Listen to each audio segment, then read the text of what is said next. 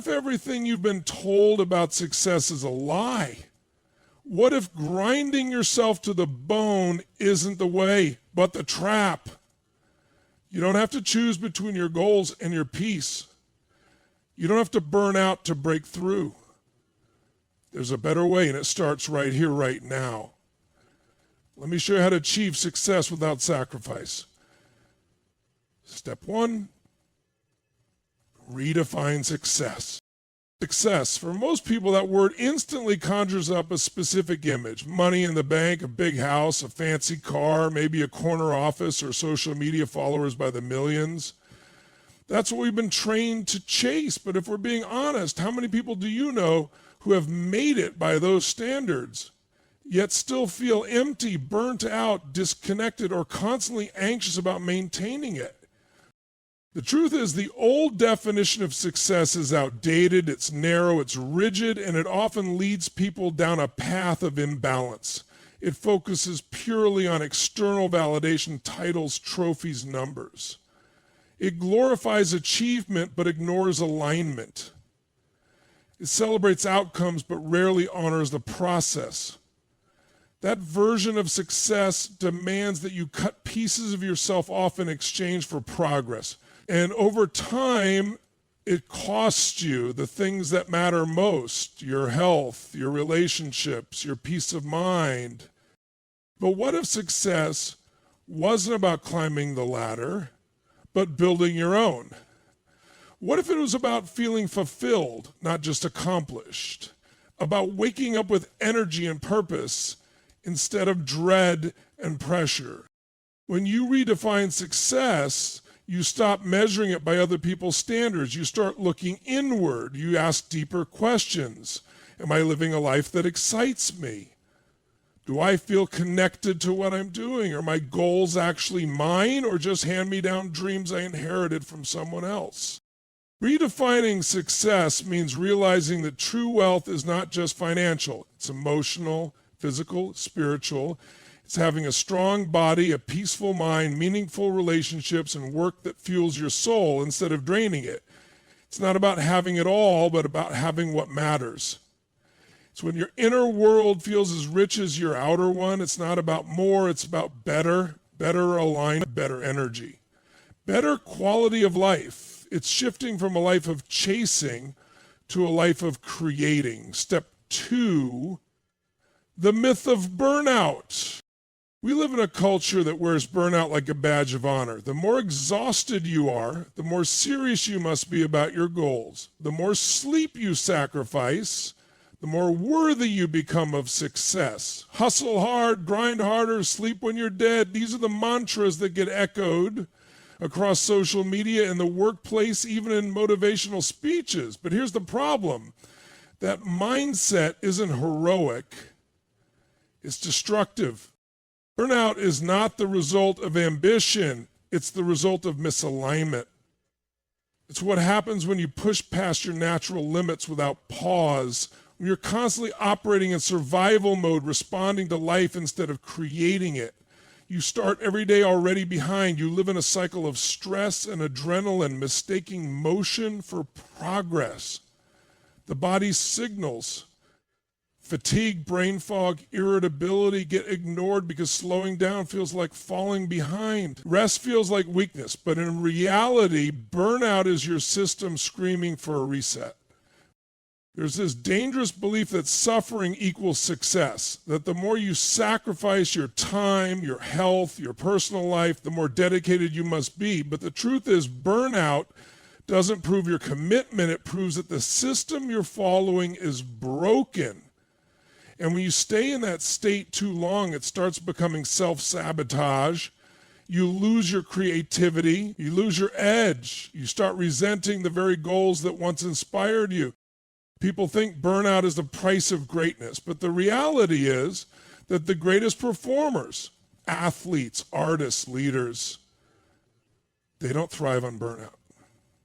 They thrive on recovery. They don't just train hard, they recover hard. But in day-to-day life, we glorify the hustle and dismiss the cost. We forget that success built on burnout is unstable. It's temporary. It's the kind of success that makes you rich in your bank account but bankrupt in your soul. Burnout becomes a myth when we stop equating exhaustion with excellence. When we stop believing that pushing harder is always the answer. Sometimes the real power move is to pause, to realign, to re-energize. Because clarity, focus, and sustainable performance don't come from running your limits and designing a life that fuels you, not drains you. Burnout isn't the prerequisite for success. It's the warning sign that something needs to change. Step 3, alignment over hustle.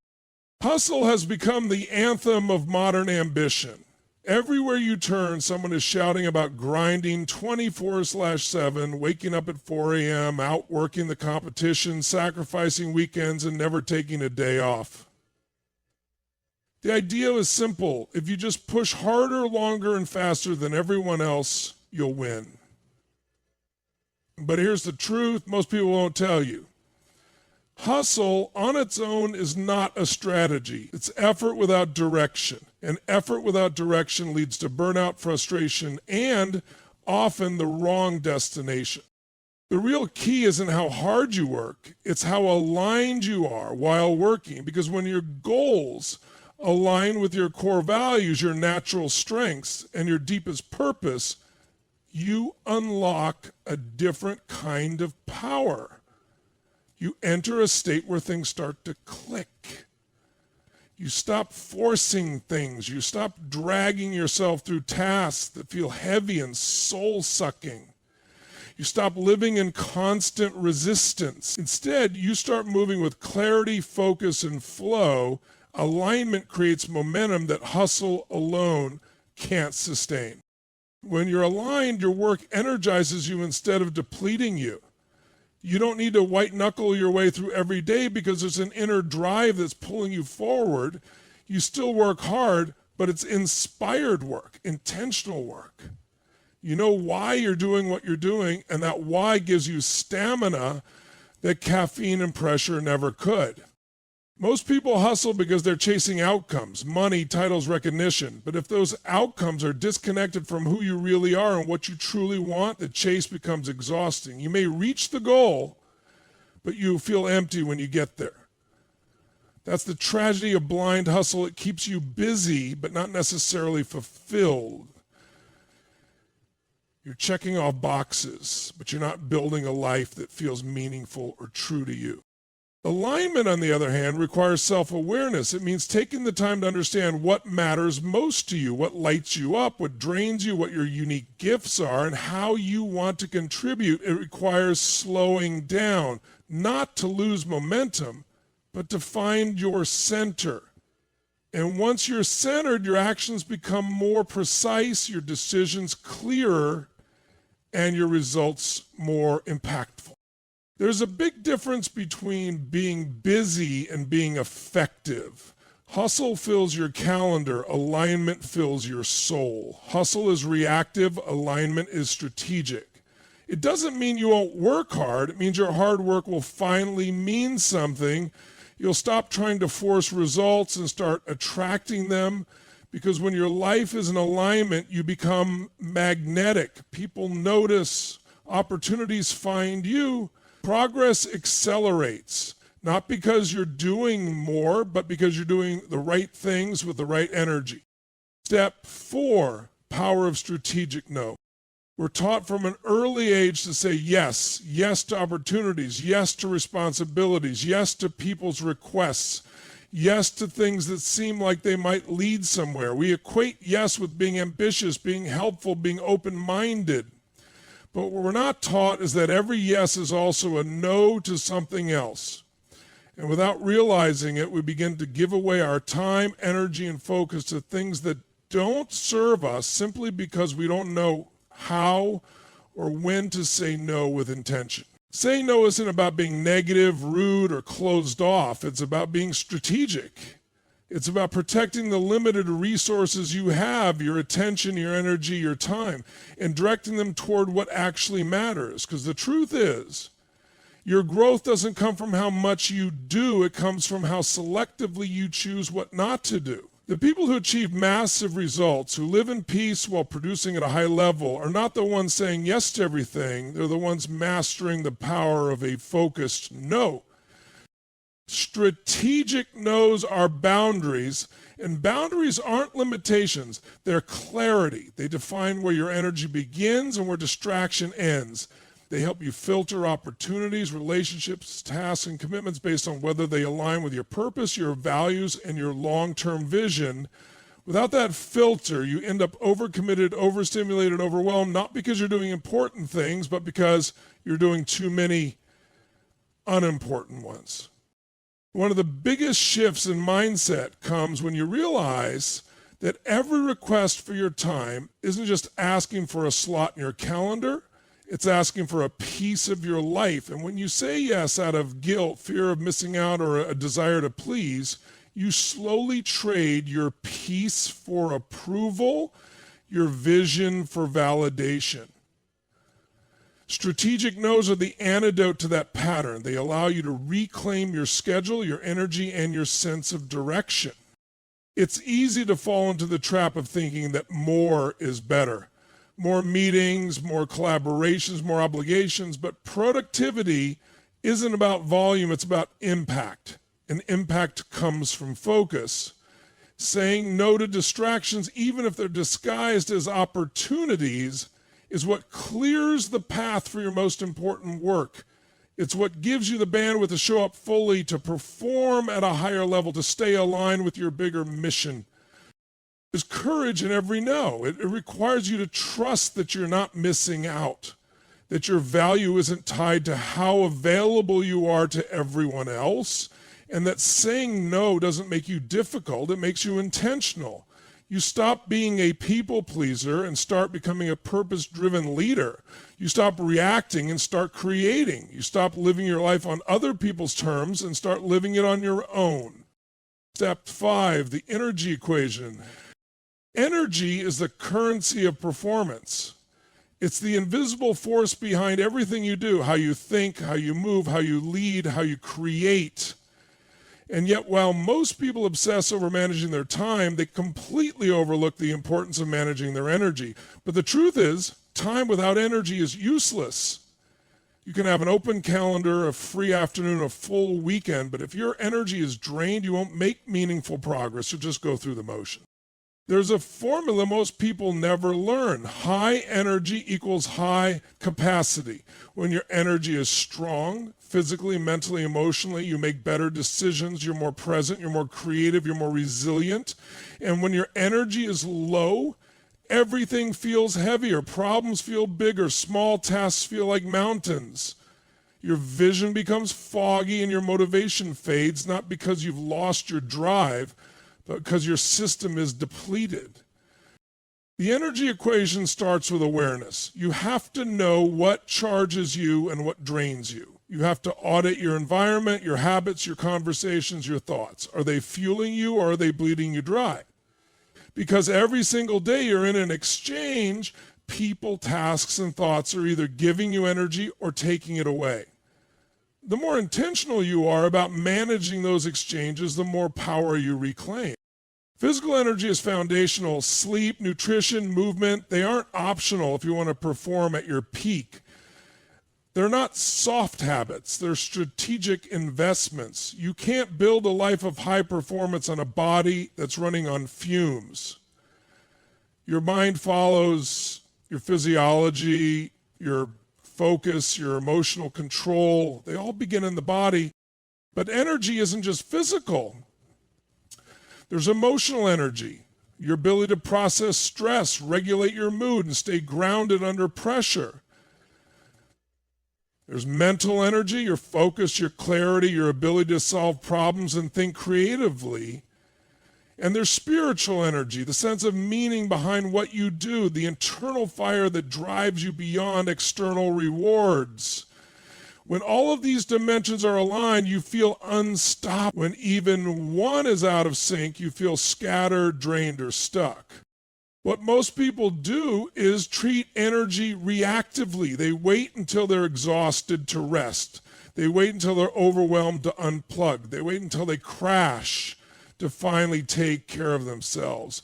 But peak performers treat energy proactively. They design their routines around sustaining energy, not just spending it. They build in recovery. They schedule time to refuel, not just physically, but emotionally and mentally. Sustained success doesn't come from sprinting until you collapse. It comes from managing your energy like a professional. That means boundaries around your time. It means saying no to things that drain you. It means surrounding yourself with people who elevate your energy instead of depleting it.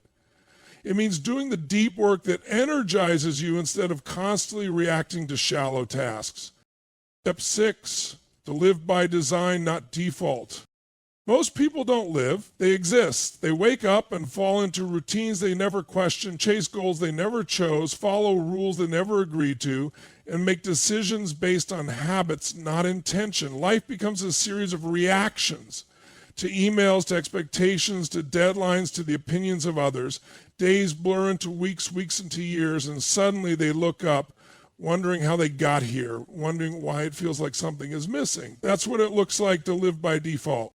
Living by default is what happens when you let the outside world dictate your inner world. You follow the path laid out for you without asking if it's the right one. You accept definitions of success, happiness, and fulfillment that weren't crafted for you but inherited, passed down by culture, school, family, media. You make choices based on fear, convenience, or the illusion of safety. And slowly you trade in your potential for predictability.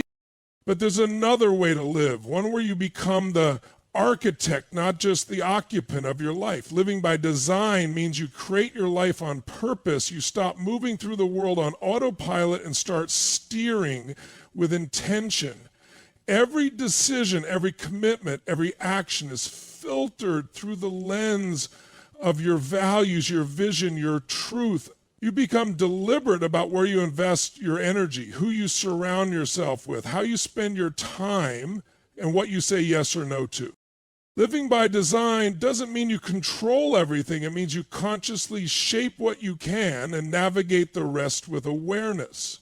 It means you choose your responses, your direction, and your rhythm. You take ownership of your story, your standards, and your state of being. It's about creating an internal compass that guides you no matter what life throws your way. It starts with clarity, getting crystal clear on what kind of life you actually want to live, what kind of person you want to become, what kind of energy you want to wake up with. It means pausing long enough to ask deeper questions. What do I value? What excites me? What drains me? What kind of impact do I want to make? And once you get those answers, you reverse engineer your lifestyle to support them. You design your environment, your routines, and your mindset to pull you toward the life you envision. It also means being courageous enough to break the script, to challenge the rules that don't fit, to let go of the need to fit in, instead focus on aligning with your own truth. Living by design requires discipline, yes, but it also requires imagination, the willingness to think bigger, to see possibility where others see limits, to craft a life that may look unconventional from the outside, but feels absolutely right on the inside. And while others are chasing success based on default definitions, you're creating fulfillment on your own terms. You stop waiting for permission. You stop chasing every opportunity. You stop outsourcing your worth because you know who you are and you know what you're building. You don't have to trade your peace for progress. You don't have to grind yourself into the ground just to prove you're worthy. When you start redefining success on your terms, when you align your actions with your purpose, when you honor your energy, when you choose intentional no's, and when you design your life with clarity, you become unstoppable, not just productive, but powerful, not just successful, but fulfilled. This isn't about escaping the grind. It's about elevating your standard, about choosing a path where achievement and alignment walk hand in hand. Because that's where your true power lives, not in how much you sacrifice, but in how strategic, how conscious how aligned you choose to become. Now's your time, not to do more, but to live more, not to chase harder, but to rise higher. This is your invitation to stop surviving success and start embodying it.